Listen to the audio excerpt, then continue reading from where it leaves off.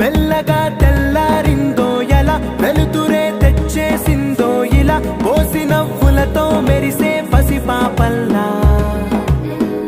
చేదతో బావులలో గలగల చెరువులో బాతుల ఈతల కళ చేదుగా ఉన్న వేపను నమిలే వేళ